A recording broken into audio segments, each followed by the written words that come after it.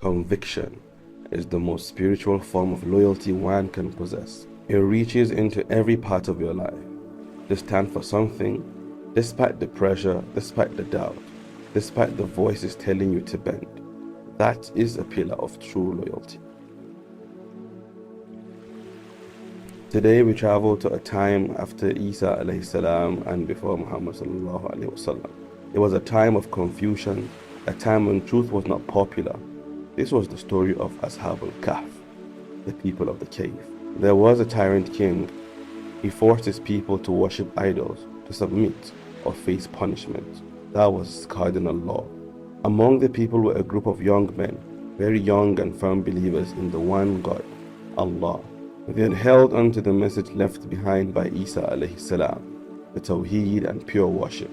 They were summoned, ordered to bow to an idol, to declare it Lord, but they refused, not loudly, but firmly. The king gave them time, an ultimatum, to return and to comply, or suffer the consequences. They chose neither comfort nor compromise. They chose Allah. They gathered quietly, encouraged one another, strengthened one another, because conviction grows stronger when surrounded by righteous companionship. And they fled the city. No clear plan, no guarantee of safety, just faith. Their journey led them to a cave, and in that cave they turned to Allah in dua, and Allah responded, not in the way they expected, but in the way they needed.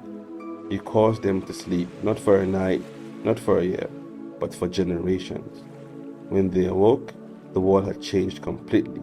Truth was no longer hunted. The story became an ayah, it became a sign.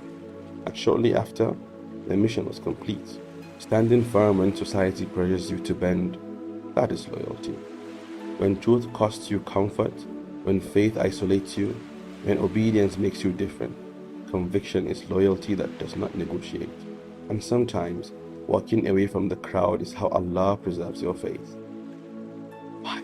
أم حسبت أن أصحاب الكهف والرقيم كانوا من آياتنا عجبا إذ أوى الفتية إلى الكهف فقالوا ربنا آتنا من لدنك رحمة وهيئ لنا من أمرنا رشدا فضربنا على آذانهم في الكهف سنين عددا ثم بعثناهم لنعلم أي